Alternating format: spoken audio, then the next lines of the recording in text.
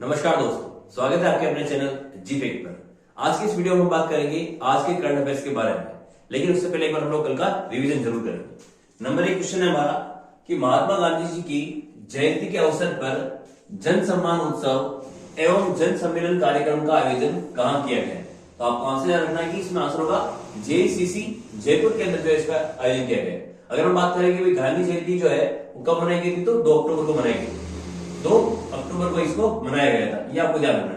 इसमें एक चीज और याद रखनी की जो खादी वस्त्र होता है, कौन से वस्त्र, जो खादी वस्त्र होते हैं, इसके ऊपर जो है छूट दी गई है। इनके ऊपर जो है खरीद के ऊपर 50% की छूट दी गई है। और ये छूट कब तक रहेगी, तो याद रखना 2 अक्टूबर से लेकर कहां तक याद रहेगी कि भाई जो हमारा 30 जनवरी होता है, 30 जनवरी 2024 तक ये इसके ऊपर छूट रहने वाली, ये आपको ध्यान रखना है कि भाई 2 अक्टूबर 2023 से लेकर 30 जनवरी 2024 तक इसके ऊपर छूट भी रहेगी, ये भी आपको ध्यान रखना है। अगला क्वेश्चन हमारा कि प्रदेश की पहली हेरिटेज ट्रेन का वर्चुअल उद्घाटन कब किया जाएगा। तो आंसर होगा इसका 5 अक्टूबर 2023 को कि जो राजस्थान की जो हमारे प्रदेश की पहली हेरिटेज ट्रेन है उसका उद्घाटन होगा 5 अक्टूबर 2023 को। इसमें याद रखना है कि इसका वर्चुअल उद्घाटन कौन करेगी, जो नरेंद्र मोदी है ये क्या करेगी, इसका वर्चुअल उद्घाटन करेगी, ये आपको ध्यान रखना है, ठीक है ना। साथ ही याद रखना भी ट्रेन चलेगी कहां से कहां तक, याद रखना मारवाड़ जंक्शन से लेकर, मारवाड़ जंक्शन से स्टार्ट होगी ये और कहां तक चलेगी, तो कामली घाट तक चलेगी, ठीक है ना। ये आपको ध्यान रखना है, कहां तक चलेगी, कामली घाट तक। कामली घाट कहां है, तो राजसमंद के अंदर, ये आपको ध्यान रखना है, ठीक है। जबकि अगर हम बात करें मारवाड़ जंक्शन जो कहां से है, तो पाली में, ये भी आपको ध्यान रखना है। ये ट्रेन जो है किस प्रकार की ट्रेन है, तो ये मीटर गेज पर चलने वाली ट्रेन है, ठीक है ना। किस प्रकार की ट्रेन है, तो मीटर गेज पर चलने वाली ये ट्रेन है। तो सारी चीज आपको ध्यान रखनी है। नरेंद्र मोदी द्वारा इसका वर्चुअल उद्घाटन किया जाएगा। साथ ही रखना मारवाड़ जंक्शन से लेकर कामली घाट तक चलेगी और मीटर गेज ये ट्रेन है और कब चालू होगी, तो 5 अक्टूबर 2023 को शुरू होगी, तो ये भी आपको ध्यान रखना है। अगला है कोरिया में आयोजित 19वें गर्ल स्काउट इंटरनेशनल ऑनलाइन खेल कोरिया 2023 में राजस्थान से कितने सदस्य भाग ले रहे हैं। तो आपको आंसर याद रखना है कि इसमें 11 सदस्य यहाँ पे भाग ले रहे हैं। ये सारी चीजें आपको नोट कर लेनी है। अगला क्वेश्चन है हमारा, राजस्थान में पहली बार नेशनल जूनियर गर्ल्स फुटबॉल प्रतियोगिता का आयोजन कहां किया जाएगा। तो आपको आंसर रखना है कि इसका जो आयोजन है जयपुर के अंदर और साथ ही साथ कहां आयोजन किया जाएगा, जोधपुर की तरफ से इसका आयोजन किया जाएगा, ये आपको जानना। कल हमने बात कर लिया था इसके अंदर कितनी टीमें पार्टिसिपेट करेगी, तो 16 टीम इसमें पार्टिसिपेट करेगी और 28 मैच इसमें खेले जाएंगे, ठीक है ना। जबकि इसका उद्घाटन मैच कहां होगा, तो इसका उद्घाटन मैच आपको याद रखना है, इसका उद्घाटन मैच होगा जयपुर के अंदर, ये आपको ध्यान रखना है, ठीक है ना, कि इसका उद्घाटन मैच कहां होगा, तो जयपुर के अंदर जो है इसका उद्घाटन मैच होगा, ये आपको ध्यान रखना है, ठीक है ना, जयपुर के अंदर। अगला है प्रशासन शहरों के संग अभियान की अवधि को कब तक के लिए बढ़ाया गया है। तो आंसर होगा इसका 31 मार्च 2024 के लिए इसको बढ़ा दिया गया है। ये शुरू कब हुआ था, प्रशासन शहरों के संग, तो याद रखना आपको 2 अक्टूबर को, यानी गांधी जयंती की अवसर के ऊपर 2021 के अंदर जो इसकी शुरुआत की गई थी। और इसकी अवधि जो है पहले कहा थी तो 30 सितंबर तक इसकी अवधि रख रखी थी, ठीक है ना। कब थी इसकी अवधि, 30 सितंबर, जिसको बढ़ा दिया गया और कहां तक कर दिया गया, तो 31 मार्च 2024 तक कर दिया गया। ये थे हमारे कल के क्वेश्चन। अब हम लोग करेंगे आज की करंट अफेयर्स के क्वेश्चन। नंबर 1 क्वेश्चन है हमारा, प्रदेश की चौथी जंगल सफारी कहां शुरू की गई है। ऑप्शन नंबर 1 है रणथंभौर वन्यजीव अभ्यारण्य, दूसरा है सरिस्का वन्यजीव अभ्यारण्य, तीसरा है माउंट आबू और चौथा है रामगढ़ विषधारी अभ्यारण्य। तो इसका सही आंसर होगा माउंट आबू के अंदर जो है प्रदेश की चौथी जंगल सफारी शुरू कर दी गई। अगर बात करें इससे पहले राजस्थान में 3 जगह जंगल सफारी पहले से चल रही है, वो कहां का है, तो नंबर 1 में तो आपको याद रखना है रणथंभौर के अंदर, है ना। रणथंभौर जो वन्यजीव अभ्यारण्य है इसमें जंगल सफारी चल रही है। दूसरे अगर बात करें सरिस्का वन्यजीव अभ्यारण्य, ये दूसरे नंबर पे अगर हम बात करें तो यहाँ पर भी जंगल सफारी चल रही है। तीसरे नंबर पर अगर हम बात करें तो कुंभलगढ़ के अंदर, कहां पर, जो कुंभलगढ़ वन्यजीव अभ्यारण्य हमारा, ठीक है ना, कुंभलगढ़ वन्यजीव अभ्यारण्य के अंदर भी याद रखना है, यहाँ पर भी जंगल सफारी चल रही है, ठीक है। और चौथी कहां शुरू हो गई है, तो माउंट आबू के अंदर। यानी राजस्थान में जो है वर्तमान में 4 जगह पर जंगल सफारी चल रही है। नंबर 1 रणथंभौर के अंदर, दूसरे अगर बात करें सरिस्का के अंदर, तीसरा हमारा माउंट आबू के अंदर और चौथा कहां है, तो रामगढ़ विषधारी अभ्यारण्य के अंदर जंगल सफारी चल रही है। अगर हम बात करें यहाँ पर देखो ये किस प्रकार का अभ्यारण्य है, तो यहाँ पर आपको पता है कि ये बाघ अभ्यारण्य है ना, ये आपको ध्यान रखना है। दूसरा अगर हम बात करें, दूसरा कौन सा है, तो सरिस्का वन्यजीव अभ्यारण्य है। तीसरा अगर हम बात करें भाई एक और कौन सा है हमारे पास, जो मुकुंदरा हिल्स है, वहां पर भी आपको पता है कि मुकुंदरा हिल्स के अंदर भी जो है बाघ अभ्यारण्य बनाया गया है। साथ ही अगर बात करें रामगढ़ विस्तारित है, ये भी किस प्रकार का अभ्यारण्य है, तो याद रखना कि ये भी यहाँ पर बाघ का विचरण किया जाता है, मतलब यहाँ पर भी क्या है, पितरी से याद रखना है इसको, है ना। तो यहाँ पे तीन चीजें आपको याद रखनी है, जंगल सफारी कहाँ चल रही है, तो आपको याद रखना रणथंभौर के अंदर चल रही है, सरिस्का के अंदर चल रही है, साथ ही कुंभलगढ़ वन्यजीव अभयारण्य भी चल रही है और माउंट आबू के अंदर भी चल रही है। तो चार जगह कुल मिला के आपको ध्यान रखनी है। अगला क्वेश्चन है हमारा, राजस्थानी भाषा साहित्य एवं संस्कृति अकादमी द्वारा वर्ष 2023-24 के लिए सूर्यमल मिशन शिखर पुरस्कार किसे प्रदान किया गया है। ऑप्शन नंबर 1 है डॉक्टर मनमोहन सिंह यादव, डॉक्टर रेणुका व्यास नीलम, फिर है मोइनुद्दीन कोहली और साथ ही अपना मालचंद तिवारी। तो इसमें से आंसर होगा आपका ऑप्शन नंबर 1, ये आपको ध्यान रखना है, ठीक है ना। डॉक्टर मनमोहन सिंह यादव, इनको जो है सूर्यमल मिशन शिखर पुरस्कार दिया गया है और किसके द्वारा प्रदान किया गया है, तो राजस्थानी भाषा साहित्य एवं संस्कृति अकादमी के द्वारा प्रदान किया गया है, ठीक है। इनको याद रखना है, अगर उनको ये कहां के रहने वाले, तो ये बीकानेर के रहने वाले, कहां के रहने वाले, ये बीकानेर के रहने वाले। साथ ही याद रखना है कि इनकी जो रचना है वो है कुदरत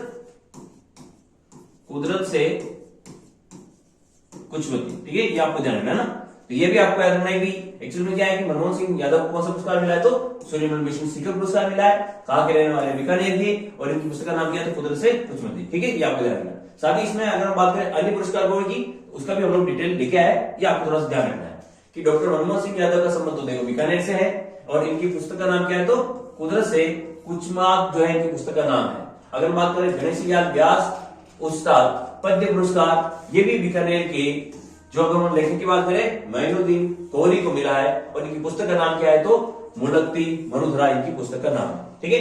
याद रखना है कि कौन सा पुरस्कार है, गणेश लाल व्यास उस्ताद पद्य पुरस्कार, ये भी बीकानेर के एक लेखक को मिला है, इनका नाम क्या है, तो मोइनुद्दीन कोहली है और इनकी पुस्तक का नाम भी आपको याद रखना है, मुलक्ती मरुधरा, ठीक है।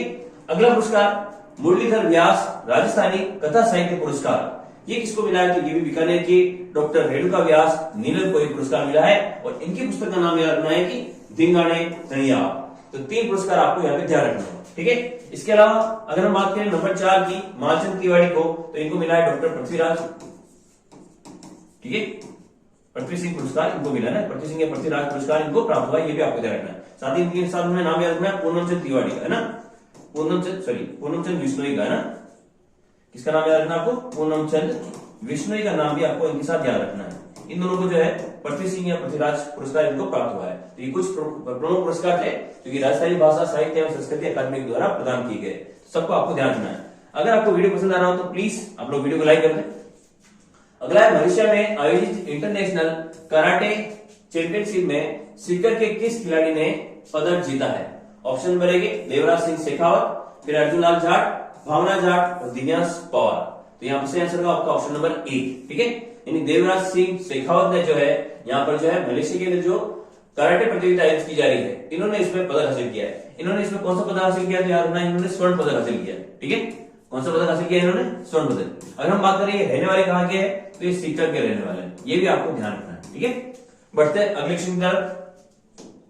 अगला क्वेश्चन हमारा कि राज्य सरकार द्वारा खटीक समाज के लिए किस बोर्ड का गठन किया गया है। तो इसमें भी आपका ऑप्शन नंबर 1 हो जाएगा, ऑप्शन नंबर 1 है राजस्थान चर्म शिल्प कला विकास बोर्ड, ऑप्शन नंबर 2 है राजस्थान राज्य Mahatma Jyotiba Phule board, option number 3 है संत श्री दुर्लभनाथ बोर्ड और अगर बात करें नंबर 4 राजस्थान राज्य रजक कल्याण बोर्ड। तो यहाँ से आंसर होगा आपका ऑप्शन नंबर सी, यानी ऑप्शन नंबर 3 यहाँ पर आपका सही हो जाएगा। बाकी की जो 3 बोर्ड है राजस्थान चर्म शिल्प कला विकास बोर्ड और राजस्थान राज्य महात्मा ज्योतिबा फुले बोर्ड और राजस्थान राज्य रजक कल्याण बोर्ड, इनका जो गठन कब किया गया था, तो 2022 के अंदर इनका गठन किया गया था, ये भी आपको ध्यान रखना है। जैसे हम बात करें चर्म शिल्प कला विकास बोर्ड किसके लिए बनाया गया है, तो जो चर्म से संबंधित कार्य करते हैं उन व्यक्ति के लिए, उनके विकास के लिए इस बोर्ड का गठन किया गया है। अगर हम बात करें यहाँ पे कि महात्मा ज्योतिबा फुले बोर्ड किसके लिए गठित किया गया है, ऐसे व्यक्ति जो कि बागवानी से संबंधित है उनके लिए जो है इस विकास बोर्ड का गठन किया गया है। अगर हम बात करें रजक समाज के लिए तो उनके कल्याण के लिए जो है इस बोर्ड का गठन किया गया है। थोड़ी सी डिटेल हम लोग इन बोर्ड के बारे में जान लेते हैं कि अगर हम बात करें कि राजस्थान चर्म शिल्प कला विकास बोर्ड का जो प्रशासनिक विभाग होगा वो कौन सा होगा, तो उद्योग एवं वाणिज्य विभाग होगा। ये आपको थोड़ा सा ध्यान रखना है ना, थोड़ा सा पुराना क्वेश्चन है लेकिन आपको इसके बारे में जानकारी होनी चाहिए, ठीक है। यानी अगर बात करें चर्म शिल्प कला विकास बोर्ड का जो प्रशासनिक विभाग होगा कौन सा होगा, उद्योग एवं वाणिज्य विभाग होगा। जबकि अगर हम बात करें कि राजस्थान राज्य कल्याण बोर्ड और राजस्थान राज्य महात्मा ज्योतिबा फुले बोर्ड, इनका जो है प्रशासनिक विभाग कौन होगा, तो सामाजिक न्याय एवं अधिकारिता विभाग जो है ये इनके अधीन कार्य करेगा, ये आपको ध्यान रखना है। बढ़ते हैं अगली क्वेश्चन की तरफ। वीडियो को एक बार अप्लाई कर दें। नेशनल दिव्यांग T20 क्रिकेट चैंपियनशिप का आयोजन कहां किया जा रहा है? ऑप्शन नंबर 1 है उदयपुर, फिर है जोधपुर, जयपुर और बीकानेर। इसका सही आंसर होगा ऑप्शन नंबर 1 यानी उदयपुर के अंदर जो है याद रखना कि नेशनल दिव्यांग T20 क्रिकेट चैंपियनशिप का आयोजन किया जा रहा है। अगर हम बात करें भी ये जो आयोजन है किसके द्वारा किया जा रहा है, तो आपको याद रखना है कि नारायण सेवा संस्थान के द्वारा किया जा रहा है ना, नारायण सेवा संस्थान के द्वारा जो है इसका आयोजन करवाया जा रहा है, ये आपको ध्यान रखना है, ठीक है ना। इसके द्वारा किया जा रहा है, नारायण सेवा संस्थान के द्वारा इसका आयोजन करवाया जा रहा है। अगर हम बात करें कि ये जो प्रतियोगिता है जो कि नारायण सेवा संस्थान के द्वारा आयोजित की जा रही है, किस नंबर की है, तो याद रखना ये 3रे नंबर की है, ये भी आपको ध्यान रखना है, ठीक है ना। थोड़ी सी डिटेल लिख लेते हैं हम लोग इसकी कि नारायण सेवा संस्थान द्वारा आयोजित 3री नेशनल शारीरिक दिव्यांग क्रिकेट चैंपियनशिप है, ये आपको ध्यान रखना है। तो ये थे हमारे आज के कुछ महत्वपूर्ण क्वेश्चन। वीडियो को आप लाइक करें, चैनल को सब्सक्राइब करें। जय हिंद, जय भारत।